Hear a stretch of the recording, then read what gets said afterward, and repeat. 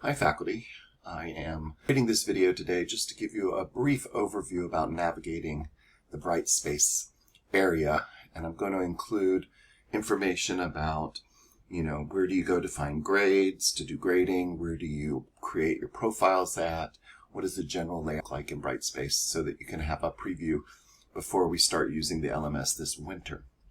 So to get to Brightspace, you're going to type in mycourses.cityu.edu, and then it will, if you're already logged into the single sign-on, it'll log you in automatically. If not, you just log in using your CityU information and it will bring you to this home page. You can see in the home page that your courses are listed here. There's also a question and answer. There's an activity feed, upcoming events. You can see what's kind of going on in the courses that you are responsible for. If you want to define, for example, this fall class, you could click on fall and you will see all the fall classes that are available. You'll also see across the top there are different tabs for communication, to access resources, that kind of thing. You'll be able to do look up here and you'll see a course list. So if you wanted to find a course and couldn't find it down here, then you can go to a course list and type in the course number and it will pull the course up. This is message alerts, which will give you an alert when you have messages. These are subscription alerts. So if you're subscribed to a discussion board forum or something, you will get a alert there. And then these are update alerts, and these are more general, bigger picture alerts. This here is where you would go to, here is where you go to create your profile. So you can create a profile and use that to put your picture, all of your information in, etc. You can see here it's really simple. You could put social networks if you have any, personal information, taglines, anything like that can go there. Okay, it's moving a little slow, sorry about that. You also have here account settings. Account settings are where you can set up some basic things like video settings, locale and languages, discussion settings. So where you want, how you want that to look, and then email, how you want emails to come out, what is your signature, etc. And then the other thing that's important to note is notifications. Now, notifications is going to be much more robust in Brightspace. So you will be able to register a phone number. When you register your phone number, then you can choose between getting a text message or an email to all these different alerts. Now, some of them are already selected as default. You can go through and you can change that, add more, customize it to match what you want to know and how you want to be alerted.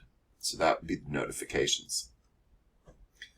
All right, so let's look at a course, and I'll go into a course that is running this fall.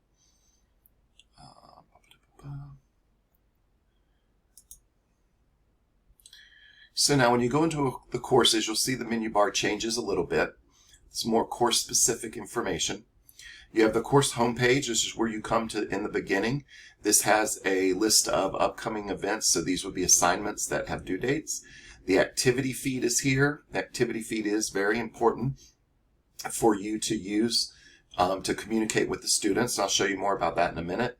And then you can see each of the modules, and if you've gone through them, it'll show that you've gone through them, but the students see the same thing when they go in as well. Then you have a content tab, and in the content tab, that's where the main bulk of the course is going to be held. This is where the students will go to find out any information they need to know. You see that you'll have this tab, prepare your course for your students. Each of these main units has a page here that will contain information, and then there will be subunits where you also get information about setting up your class, delivery requirements, shell preparation, how to take attendance, grading students' work. All of these things are going to be in this tab that you can read through to prepare your course for your students. Under that, we have a page for the students. So this is what students see. And this is basically telling them how to set these things up, how to do what they need to do. Then we have the syllabus schedule and course team tab. Now, this has changed, so let me show you an updated version of this. Go down here to 607. So what we've done now to make it easier, we found that deleting and adding the syllabus and schedule to that unit became somewhat hard to do. So in order to make it more simple, what we've done now is we have the course schedule listed here. And this is an HTML page that you can edit by going here into Edit. When you edit the page, you'll just go in and change the dates, and everything should be good from that point. The syllabus now, there's some good news about the syllabus. The syllabus itself tells the students to go for faculty information to this tab here. So you no longer have to update the syllabus every quarter. The syllabus can stay static unless there's a change in the class, and I would be the one updating it then because I'm the program director. So if I make a change, I'll make sure it gets updated. There is a Word copy here the students can download if they would like to download it, print it out, keep it, etc. So that's the course schedule and syllabus. There is a Meet Your Instructor. This is where you're going to put in your bio. This can be as long as you want it to be. And you need to make sure you include your contact information and office hours or times you're available. You'll see there's a program director one as well. And there, I'm going to show you in a minute how to create this in your sandbox so that you don't have to redo this every quarter. You can just import the one that you already made and it will keep that in there for you. So that's the course syllabus and schedule, course team. All of that is here. So then you go to the modules, and you'll see modules have an overview at the top of them. And then you have the standard setup, introductory videos, required resources, recommended resources. A note for the required resources, we are no longer linking to books or articles. Those will be found in the reading list. So the students are told to access their books using the reading list link, and that will go to a list specifically for this class. And you'll see in the Prepare Your Course, there is a module that tells you how you can add things to that reading list if it's something that you would like to do. Then they have their discussion board activities. You may have no discussion boards one week, and it may be instead that you just have an activity. That will be listed here. Now, here is the bad news. Discussion boards cannot be given a due date. So we're just going to have to make sure the students do them. We can be a little bit more relaxed on that, but we do want to remind a student when they haven't completed it, because the system will not remind them because there is no due dates set for discussion boards, which is another reason why we're going to phase a lot of the discussions out and make them activities instead, so that the students don't have to necessarily be commenting and doing all of those other things unnecessarily, though we do want to keep some of them because it does give you a sense of camaraderie in the class, so we don't want to get rid of them completely. But it is important to note that the discussion boards do not have due dates. When you have an assignment, the assignments look similar. That's not an assignment. Where is the assignment in this class? Here it goes. You see it just has a little different tab here, and it will take you to going to view the assignments in the assignment tool. So that's how the students will see it. They'll know the difference between a discussion board and an assignment here. So that will help. Now, you also see that in this activity area, what they're required to do each week is listed here as well. So that is available for them. Now, you may wonder, how do I get to the discussion boards? Because there doesn't seem to be a tab. And that is correct. There's not a tab. Discussion boards are accessed through the course admin page, or you can just go to here and click Go to Discussion, and it will take you to the Discussion tab.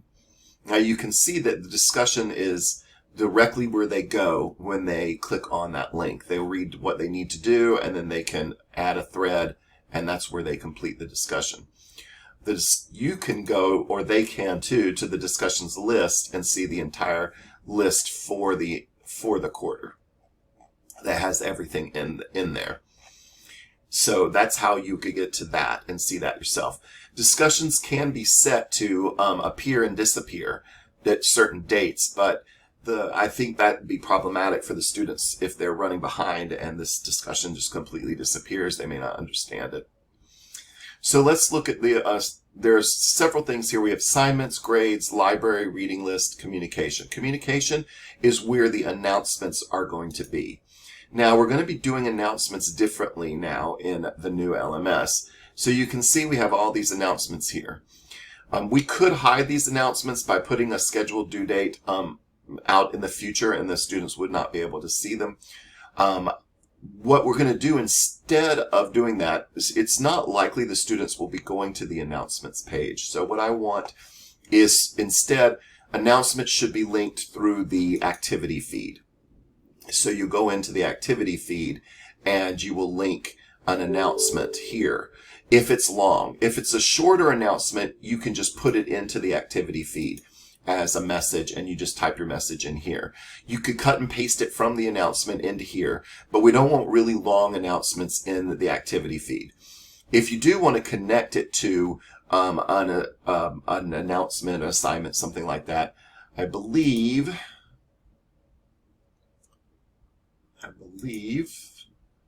that this, yes, so you could go here, you can go here, and then that announcement is now attached to this message. There's also the ability to record a video note, so that it makes it easy for you to just quickly pop in and do a video for each week, or do a video now and then. You can add YouTube links, you can insert a link to a website. All of these things are offered. You can load files from your computer, etc. This is just a link button, again, if you want to create a quick link. And then you can see you got formatting options here, and you've got bulleting and not bulleting there. So that's the message area. The thing that is great about these messages is that you can allow comments. So the students can actually interact with you. So you post a message for the week, and if a student doesn't understand something, they can respond to that message with a question. This allows for greater activity between the students and the instructors. You can also choose to post later, so you can plan out in advance what you want to be posting and how you want it to come about. All right, let's go back to the home page. Okay, so the assignments area, and I'm going to go back to the class that is actually the live class, so that you can kind of see more of the assignments in a live way. The assignments tab is where you will be able to go and see what the students have been doing. The assignments show how many have completed, if you have a new submission, so you can know that you have something to grade. You can then click on the assignment itself, and it will show the things that are already listed. And if you want to see what new thing needs to be graded, I believe you can go to submission, and it will show you, I'm not sure, that's not correct. You can see all of the submissions here, but if you want to see what needs to be graded, you can go to your gradebook. The gradebook will then show the list of students, and when there's something new to be graded, you'll see it like this. You can click on that link,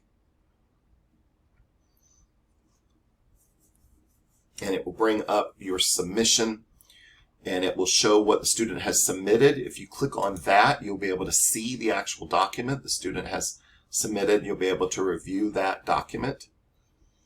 You can go in here and then fill out the rubric, and then you can enter in feedback here as well. The great thing is you can record audio feedback, record video feedback if you would rather do that as part of your feedback. Now, here's the thing about the rubrics. The rubrics are set to just 4 boxes. Each box has a value that is represented by it. You do not have to keep that value. You can go in here and you can edit the value yourself. When you do that, it will override what you have here. So now you've said it exceeds standards, but you're only giving them a 16. So you'd want to be clear, because actually a 16 would be approaching standards or below that actually.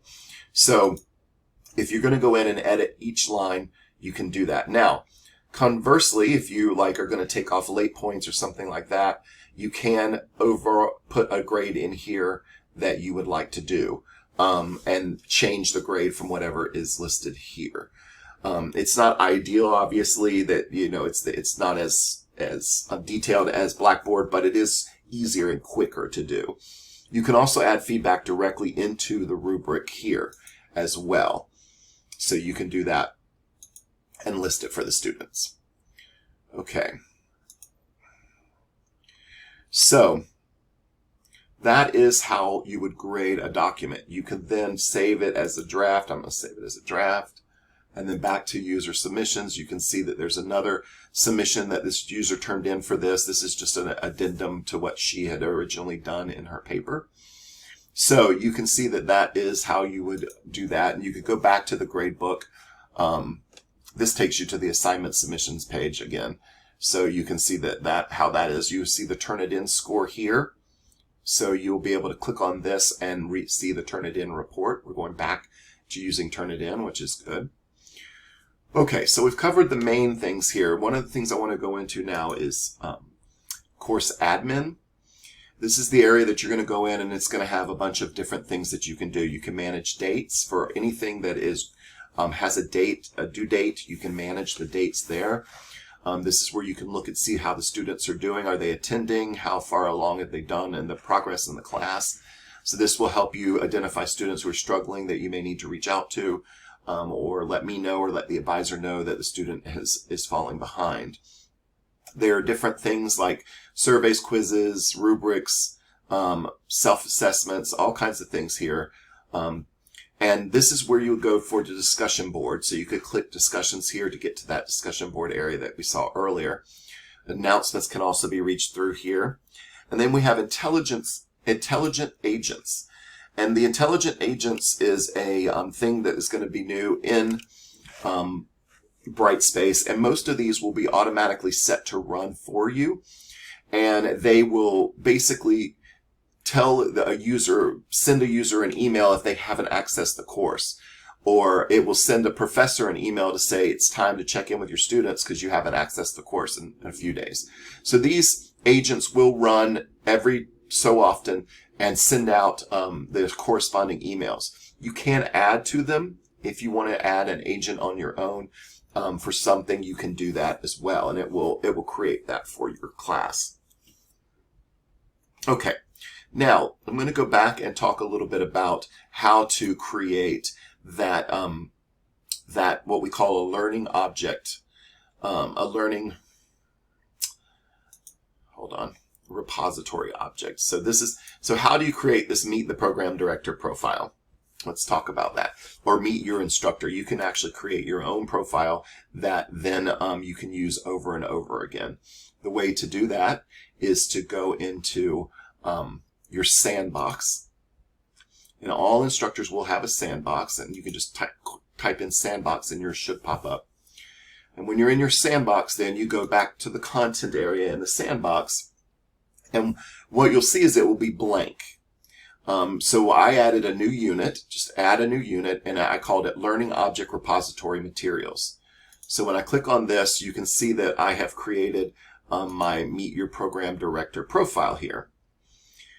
Now, when you are going into here, there won't be a profile. So what you will do is you'll go into Create New, and it's going to be an HTML document. Now, the HTML documents need to be built on a template because that's how the system is going to be able to update them in the future. So you'll see that you have several different types of templates that we have now, and we're going to be adding more later. But the Meet Your Facilitator template is the one that you want to add. But instead, you're going to say Meet Your Instructor.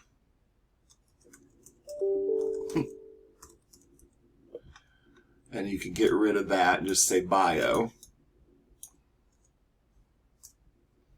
And then the same thing. You'll put in your own words here. Okay. And then, so you'll update this, you'll put in your picture, all of these things, and then you'll put in the title. And then you'll unhide it, and then you'll save it. Okay, so now I have saved that. Now, if I want to use this in my classes, I need to add it to the Learning Object Repository. To do that, I go here, and I go into Publish to the Learning Object Repository. What that's going to do is it's going to give me a choice. You want to do to the City University of Seattle repository. And you're going to publish a new article. You're not going to overwrite anything. So you can click Next. And then what it's going to come up with is it's going to show you the files that it's going to send to this repository. And then it will give you a choice to add a description and then keywords. And keywords are important because that's how you're going to look this up. So if you just added your name as a keyword, it will be able to search for that. And then you publish to the Learning Repository. Now I'm going to cancel that, but I'm going to show you how it looks. So now when you go back to your content in your class, you can go to the Add Existing button. And you can say Learning Object Repository. And then you search for your last name.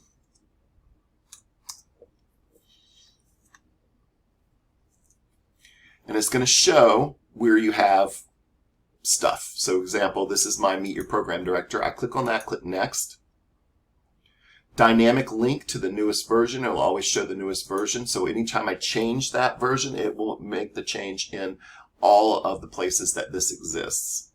Create topic.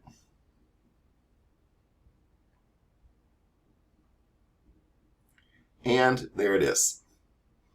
So that now is dynamically linked to this original thing that I published. So if I change this, then it will save it to the repository and it will change it in the all of the classes, all the places that you've put it.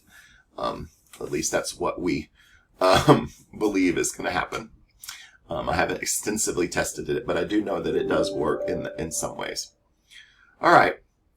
So that is the basics of Brightspace. 20-minute video, sorry for that.